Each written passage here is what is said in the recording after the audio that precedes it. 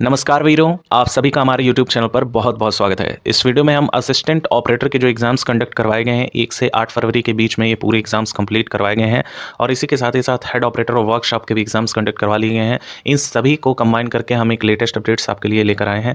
इसमें आपको नॉर्मलाइजेशन की जो प्रक्रियाएँ हैं वो कैसे यहाँ पर लागू की जाएंगी, नॉर्मलाइजेशन का क्या इफेक्ट देखने को मिलेगा, कितने नंबर बढ़ने के चांसेस हैं, किन शिफ्टों में वह आंसर की कब तक आएगी, क्योंकि 8 तारीख के डेट में ही एग्जाम खत्म हो चुका है और अभी तक इसकी आंसर की आई नहीं है। वह अगर हम बात करें तो कितने नंबर वालों को दौड़ की स्टार्टिंग कर देनी चाहिए अगर आपके आंसर की में इतने नंबर बनना है। वैसे भी आप आंसर की का वेट ही मत कीजिए। अगर आपको लग रहा है कि आपका प्री क्लियर है, मतलब रिटर्न आपका क्लियर है, तो आपको दौड़ना स्टार्ट कर देना चाहिए। और जो अभ्यर्थी अभी वेट कर रहे हैं तो कहीं ना कहीं उनके दिमाग में ये संशय है कि उनका यहाँ पर क्लियर होगा कि नहीं। जहाँ संशय आ जाता है वहाँ पे कहीं ना कहीं डाउटिंग शुरू हो जाती है और डी ग्रेडिंग वहीं से स्टार्ट हो जाती है। तो आप अपने संशय को दूर रखिए और अपनी प्रिपरेशन स्टार्ट कीजिए, क्योंकि आप अगर दौड़ कर लेंगे तो डेफिनेटली जो कांस्टेबल 100% जितने भी अभ्यर्थी असिस्टेंट ऑपरेटर का एग्जाम दिए हुए हैं उन्होंने कांस्टेबल तो जरूर अप्लाई किया होगा, क्योंकि 25 ईयर्स तक जो है वहाँ पर रिक्वायरमेंट मांगा गया है। वह ओबीसी और एससी के लिए तो एक्स्ट्रा जो है उसमें एज रिलैक्सेशन भी दिया गया। तो ये अगर आप अभी करते हैं तो आपका उसमें फ़ायदा दे देगा। चलिए दोस्तों, वीडियो को स्टार्ट करते हैं। काफ़ी ज़्यादा इंपॉर्टेंट ये वीडियो रहने वाली है। वीडियो स्टार्टिंग करने से पहले आपको बता दें, आपके ज्वाइनिंग तक लेटेस्ट अपडेट्स हम आपको प्रोवाइड करेंगे, तो चैनल को तुरंत सब्सक्राइब कर लीजिएगा और वीडियो लाइक करने में बिल्कुल भी मत चूकिएगा। सबसे पहले हम पूरे प्रोसेस की बात करते हुए एकदम लाइन बाई लाइन चलेंगे और इसमें किसी भी तरह का कोई भी एक्स्ट्रा आपको नॉलेज नहीं दिया जाएगा। आपको सिर्फ ऑथेंटिक व पॉइंट वाइज आपको बताया जाएगा सब कुछ। देखिए, आप यहाँ पर देख रहे हैं कि यहाँ कर्मशाला और 30 तारीख को कर्मशाला कर्मचारी के प्रधान परिचालक का भी पेपर कंडक्ट करवाया गया। हमारे लिए जो इंपॉर्टेंट है वो ये है, क्योंकि इसके लिए स्पेशल रिक्रूटमेंट मांगा गया था। यहाँ आप देख सकते हैं सहायक परिचालक, और इसी ये जो अभ्यर्थी भरे थे वो ये भी भरे हुए हैं। ठीक है, तो इसके लिए ज़्यादा आवेदन किए गए हैं और इसके पीछे का बेसिक रीज़न भी है, कर्मशाला वाले और प्रधान परिचालक दोनों की क्वालिफिकेशन इसमें एलिजिबल है, इसीलिए इसमें ये दोनों लोग पार्टिसिपेट किए हैं और प्लस उन्होंने ये भी दिया है। तो जिन अभ्यर्थियों का प्रधान परिचालक का क्लियर हो जाएगा तो वो तो प्रधान परिचालक में चले जाएंगे, और जिनका कर्मशाला वाला हो जाएगा तो कहीं ना कहीं कर्मशाला का थोड़ा सा देखा जा रहा है लो है, तो वो असिस्टेंट ऑपरेटर को ही प्रेफरेंस देंगे अगर उनका असिस्टेंट ऑपरेटर क्लियर हो गया। तो अगर हम पेपर लेवल की बात करें तो पेपर लेवल में आप सभी लोगों ने देखा होगा कि कर्मशाला का जो पेपर हुआ है वो इजी कह सकते हैं, इजी टू मॉडरेट लेवल का बना हुआ है। लेकिन असिस्टेंट ऑपरेटर का कहा जा सकता है मॉडरेट से थोड़ा अप रहा है, हाई नहीं कहा जा सकता, लेकिन मॉडरेट से थोड़ा अप पेपर रहा है, क्योंकि हिंदी का पोर्शन और जीएस का पोर्शन यहाँ बिग रोल प्ले कर रहा है। ठीक है, तो यहाँ पर ये चीज़ें माइंड में रखिएगा। और 1 से लेकर 8 तक पेपर कंडक्ट करवाए गए हैं। लगभग हर दिन 2 शिफ्ट कंडक्ट करवाए गए हैं, जिसमें ऐसा देखा जा रहा है कि हर शिफ्ट में पेपर लगभग एक स्तर का रहा है। और किसी शिफ्ट में कह सकते हैं कि थोड़ा नॉर्मल पेपर रहा है, लेकिन किसी शिफ्ट में मॉडरेट से थोड़ा सा अप देखने को मिला है। जैसे 2 फरवरी के डेट में जो पहला शिफ्ट था और दूसरा शिफ्ट था, उसमें कहा जा सकता है कि हिंदी का जो पोर्शन था उसमें थोड़ा सा लेवल को आप किया गया था। मतलब उसमें अगर देखा जाए तो गद्यांश को पढ़ के उसके बाद उसमें दिमाग लगा के उसका आंसर हल करना था। और लगभग मैक्सिमम अगर हम 3 तारीख की बात करें, 4 तक हर दिन किसी न किसी शिफ्ट में ऐसा देखा जा रहा है कि हिंदी के पोर्शन को थोड़ा टफ बना दिया गया। और स्टार्टिंग में जो अभ्यर्थी दिए हैं पेपर, जैसे 1 फरवरी से स्टार्टिंग है, तो सब अनभिज्ञ थे। किसी को ये नहीं पता था कि साहित्य से ज़्यादा क्वेश्चन पूछ लेगा, साहित्य को ही भर भर के यहाँ क्वेश्चन पूछ लिया गया।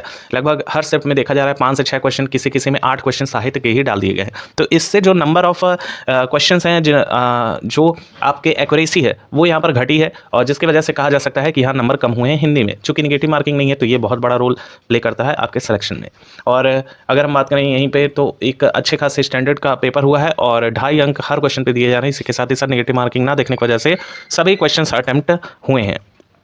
अब दोस्तों आगे की बात कर लेते हैं। ये जो है बेसिक है, और देखिए हर शिफ्ट में एक बेस्ट स्कोर यही रहा है कि हिंदी में जो 40 क्वेश्चन पूछे गए हैं उसमें 28 के आप अगर किसी का भी जा रहा है, किसी का खराब भी हो गया हिंदी, तो ये मत समझिएगा सिर्फ आप ही का खराब हुआ है।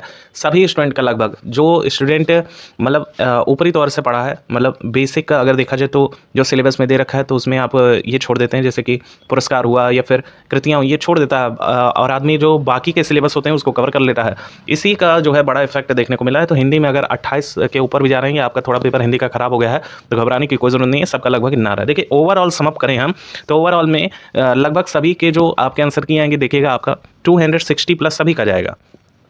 अगर हम 100% की बात करते हैं तो 100% में से लगभग 75% जो स्टूडेंट हैं वो इसको क्रॉस कर लेंगे, इस क्राइटेरिया को वो बहुत आसानी से क्रॉस कर लेंगे। लेकिन जो इसके अबव जाएगा, यानी कि अगर हम बात करें जो एक सेफ स्कोर रहेगा 280 के अप्रॉक्स एक सेफ स्कोर माना जा सकता है। अगर जनरल कैटेगरी की हम बात करें तो जनरल का क्या कट ऑफ जाएगा, इसको अगर आप देखिए तो 290, जो भी कह रहा है कि आंसर की आने के बाद मेरा जो है 340 प्लस चला जाएगा, 320 प्लस चला जाएगा, ये सिर्फ उड़ने वाले लड़के होते हैं।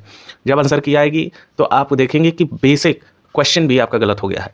ऐसे जो है मानवीय त्रुटियां होती रहती हैं। एग्जामिनेशन हॉल का प्रेशर बहुत ज़्यादा होता है, जो एग्जाम देता है उसको पता है। लेकिन कुछ ऐसे अभ्यर्थी होते हैं इतना ज़्यादा कॉन्फिडेंस में बोलते हैं कि मेरा तो 350 प्लस है और इतनी कट ऑफ जाएगी नहीं। अब देखिएगा 290 प्लस कट ऑफ टच करते करते रह जाएगा, और मैक्सिमम जो कट ऑफ जाएगी वो भी हम आपको बता देना, 305 से अबव कट ऑफ जाने के चांसेस ही नहीं बन रहे हैं। चाहे पेपर कितना भी आसान आया हो, आपने कितना भी स्कोर किया हो, 305 आपका मैक्सिमम कट ऑफ जाने का चांस है। वहीं हम ओबीसी और ईडब्ल्यूएस की बात करें तो ओबीसी और ईडब्ल्यूएस में लगभग यही कट ऑफ आपको 285 तक टच होती हुई दिखाई देगी, क्योंकि एएसआई का भी आप उठाकर देख लीजिए कट ऑफ इसी लेवल के पेपर पूछे गए हैं। उसमें तो पोस्ट भी कम था, लगभग 200 के अप्रॉक्स पोस्ट थी, उसके बावजूद भी उसकी कट ऑफ लगभग 280 से लेकर 285 के मिड में ही बिलोंग कर रही थी। नेक्स्ट अगर हम बात कर लें तो एससी कैटेगरी के साथ ही 275 के अप्रॉक्स, और एसटी के जिनके भी स्कोर बन है 260 प्लस, वो अपना एकदम दौड़ स्टार्ट कर दिएगा। आंसर की आप लोगों का विद इन 5 डेज़ के अंदर अब रिलीज़ कर दिया जाएगा, यानी कि आप लोगों का जो आंसर की है वो 20 फरवरी से पहले रिलीज़ हो जाएगा। आप अपने कांस्टेबल पर पूरा संपूर्ण अपना झोंक दीजिए, आप बस कांस्टेबल निकालना ये सोचिएगा, क्योंकि आप खुद जान रहे होंगे कि इसमें अगर पोस्ट की हम बात कर लें तो पोस्ट आप देख पा रहे हैं कि 1374 पोस्ट है, और 1374 पोस्ट के लिए अप्लाई करना है तो 3,89,711 जो है पोस्ट है।